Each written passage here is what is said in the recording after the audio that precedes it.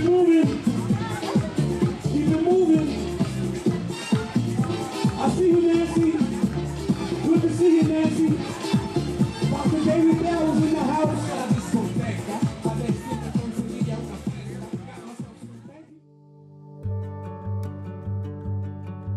Good morning. How you doing today? You down there?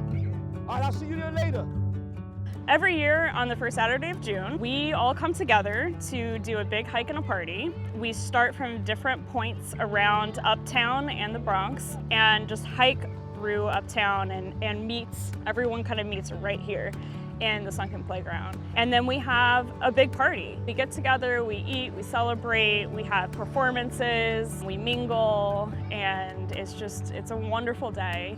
I grew up in this park when it was just a wasteland. This used to be one of the worst parks in the city, all right? Working with Hike the Heights, we convinced the city to put $15 million to replace this park. Washington Heights in 1990 was quite different from a lot of communities in Manhattan because it had a high concentration of places where powdered cocaine could be purchased for use in the creation of crack cocaine.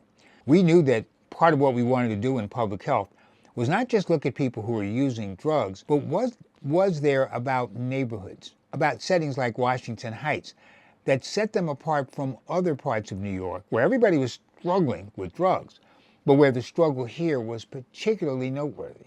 The more we got into the community, the more we began to understand that we were looking at something that required a real in-depth connection to the people who live here and the ongoing struggles that residents of Washington Heights had been having since the 1980s, with all the problems that were created by drug use, all the violence that was associated with police control of it. She really wanted to know from the residents' point of view, what's going on? What's this about? So naturally, we were really attracted to folk who were known for trying to provide parts of community life where children and families would be particularly protected from all that was going on. This is what led us to Coach Dave. How you doing? My name is Coach Dave Crenshaw. I'm the community coach. And my role with Hike the Heights is I'm the community coordinator. So you have Columbia Mailman students working with us, and I represent the community, the Uptown Team Dreamers, to work with them together. I got involved with Hike the Heights because they were the only agency, the only group to come to this part of the town and have an event. This is the park. Down there we have the pit where the activities have, and from the pit is the walkway to the bridge. So the bridge was closed for over 40 years. Hike the Heights convinced the city to put $40 million into this place so they could reopen the bridge. This is what Hike the Heights has done by us learning how to work together. We didn't know how to fight back. We didn't know the importance of going to meetings and going to events. And every place we went, Dr. Bob made sure I had good help, which means I always had a mailman students. He couldn't always be there, but his mailman students was there. And in return, we're showing the mailman students, this is how you play games, this is how you cook the burgers, this is how you serve things, this is how we take care of people. It's the Hike the Heights team. Volunteers. These are not paid people from any foundation, any program. These are volunteers who make sure it works. My name is Tatiana Mahoney. I'm the Director of Family and Community Engagement at Inwood Academy for Leadership. Our mission is to empower students to become agents for change, and we do it through community-focused leadership and character development and college preparedness. And so it's a perfect fit with Hike the Heights because it allows our students to really be part of the community and transform the community. Parks were in disarray, there was a lot of trash, and the families were not enjoying their parks, and how unfair it was in comparison with other parks in the city. We wanted to make a difference in our community. What I love about Hike the Heights is building community, how kids also see a way that they can contribute. How can they be agents of change?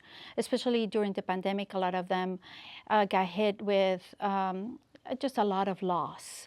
Seeing how we can help one another can bring us out of the sadness, and really using Hike the Heights, the parks, it promotes so much wellness because the idea is to bring people together of all backgrounds. It allows everybody to connect, and in a world that it's becoming more and more divided, it's a beautiful gift that the parks gives us.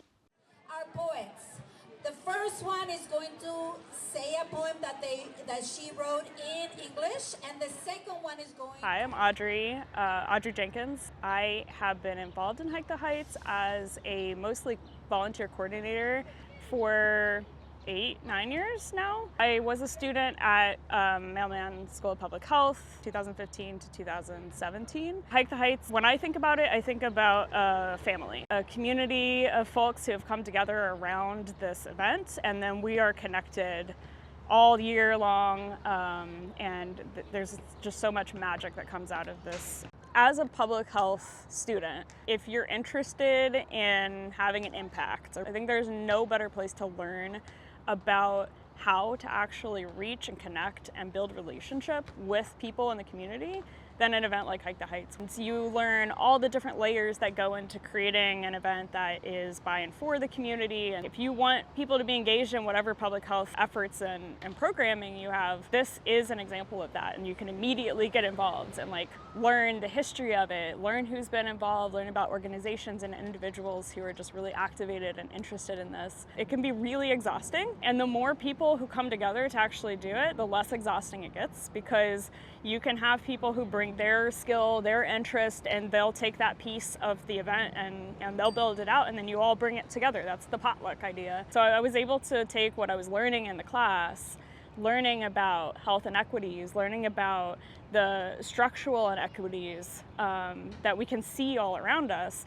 and trying to figure out how do you actually build community power to change some of those realities in a neighborhood, with the neighborhood leading that effort.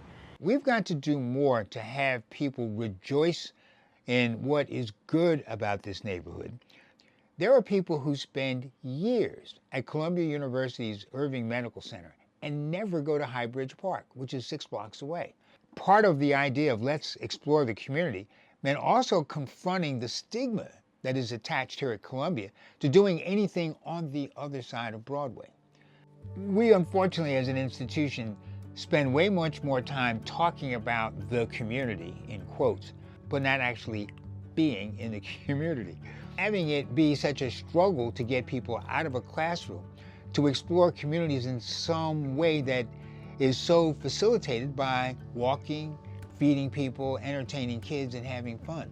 When was the last time any public health exercise presented in a class had the word fun used in a lot of circumstances? Their interactions with the crowd give them real opportunities to have engagement with the community that isn't artificial.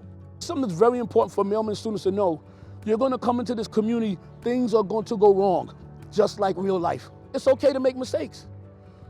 You're not always going to get it right. If you want to be ready to work in a community, wherever, I don't care, wherever you go, whatever city, you're going to have to be the one. I'm here to fix things.